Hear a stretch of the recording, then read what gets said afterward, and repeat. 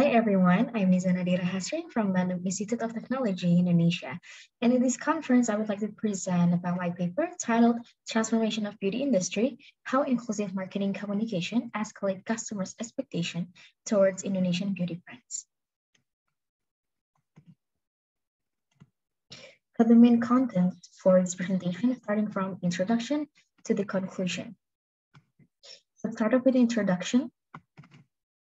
For the research background, Indonesia is blessed with diversity, as everyone comes from different ethnicities, but the issue of beauty standards still arise in Indonesia because of how the media portrays it through advertisement, for example, whitening products advertisement.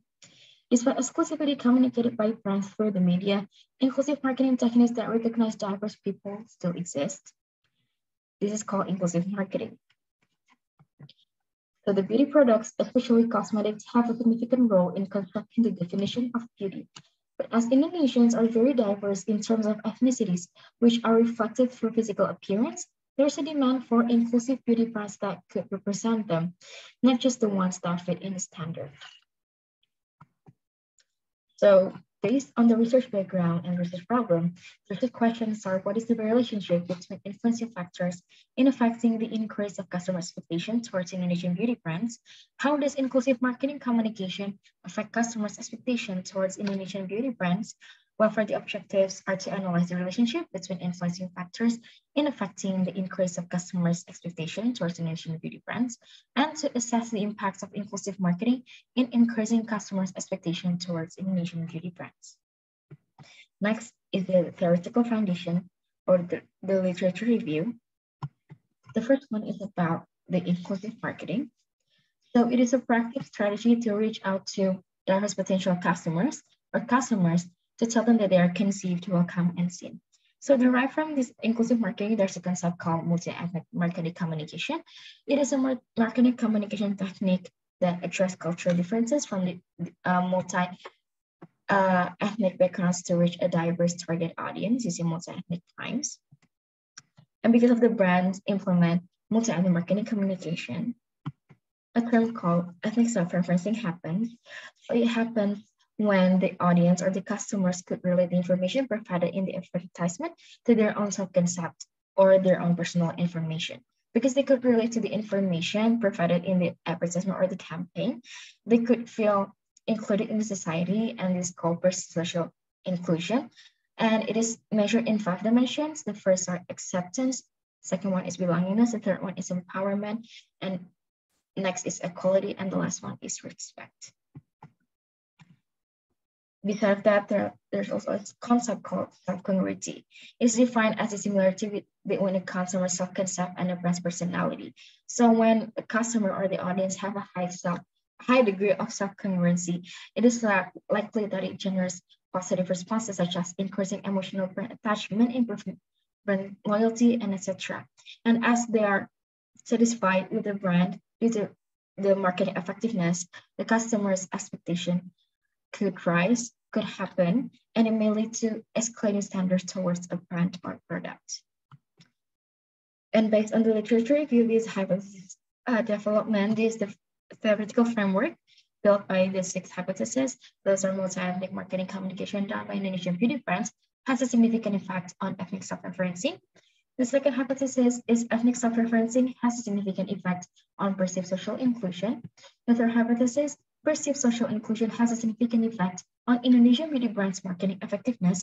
The fourth hypothesis, multi-ethnic marketing communication has a significant effect on customers' self-congruity. The fifth hypothesis, self-congruity has a significant effect on marketing effectiveness. And the last hypothesis, or the sixth hypothesis, marketing effectiveness significantly affects customers' expectation to increase. Moving on to the methodology. So this is the research design on how the researcher is conducting the research, starting from the problem identification to the findings and the conclusion. And the research is conducted in a quantitative method, as this research aims to analyze the relationship between variables. For the data collection, here the researcher using survey method using questionnaires via Google Forms with a minimum sample of 200 with the respondent criteria of Indonesian citizens, Indonesian beauty brands enthusiasts, and have ever purchased or regularly purchased Indonesian beauty products. And as a result, the respondents gathered are 307 respondents. After the data is being generated, the data analysis is conducted in two data analysis methods. The first one is a descriptive statistics to describe more about the sample. And the second one is the PLS-SEM method, or partially square structural equation model method that's conducted through several steps to also generate the result. Next is the analysis and the discussion. This is the result of the descriptive statistics on the demographic.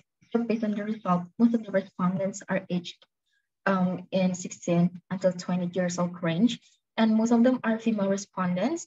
As for the residents, most of them are currently living in West Java, followed by Banten and Jakarta, and based on their ethnic background, most of the respondents are Japanese, Chinese, Indonesian, and Sundanese.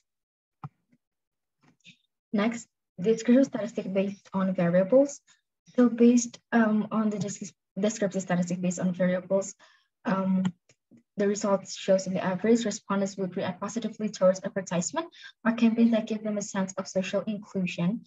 And then the respondents are expecting all Indonesian beauty brands to be inclusive. Next, moving on to the PLS-SEM method. So before conducting the calculation, this is the path model being constructed. And then the first thing to do is a validity test. So based on the validity test, all the variables are valid to carry further in the research. Calculated using AVE or average variance extracted. Next is the reliability test conducted for the inner model using Cronbach alpha and composite reliability. So based on this research, all the variables used in the inner model are reliable. Next is the reliability test for the outer model using outer loading. This show the result also reliable for the indicator to be used further in the research. Next is the collinearity test. So the result of the IF is below 5. So there are no collinearity issue detected. Next is the bootstrapping. This is the step to calculate the path coefficient and the t-values to test the relationship significance of both inner and outer model. So this is the coefficient of determination R squared and the cross-validated redundancy or Q squared. The result of R squared showed that the variance calculated in the dependent variable is not really defined by the independent variable. And then for the Stone-Geiser test or the Q squared for the cross-validated redundancy, the outcome shows that all the variables have a predictive relevance. Next is the effect size. So the effect size for all the structural path for each hypothesis shows that the effects are either strong or moderate effect. Next is the total effect. So based on the total effect results, here's the result of bootstrapping. It shows the path coefficient and other results. So the 6 hypotheses and the 5th hypothesis became the strongest and the weakest according to the result of these statistics consecutively. This is the hypothesis testing. So as the t-statistics should be higher than 1.96 and the p-value should be below 0.05, all this hypothesis is not rejected or accepted. Next, finally, the conclusion. Since there are 2 research questions, so this is a conclusion for each of the research questions. The first one is what is the relationship between influencing factors in affecting the increase of customers' expectations towards Indonesian beauty brands? So Indonesian local brands that implement multi-ethnic marketing communication to market their products or communicate their message through advert and campaign creates a continuous relationship and effect which leads to the increase of customer expectation. Thus, the influencing factors represented through the 6 variables affect one to another consecutively in increasing customer expectation. For the research question number 2, how does inclusive marketing communication affect customers' expectation towards Indonesian beauty brands? The message shown in the advertisement or campaigns that contain the customer's personal identity, especially their ethnic background, that could make the diverse audience feel related to the advertisement or campaign. The fun information content is similar to themselves, which also creates a continuous effect until they have a higher expectation towards Indonesian beauty brands to be more inclusive. And that is the end of the presentation. Thank you so much for your attention.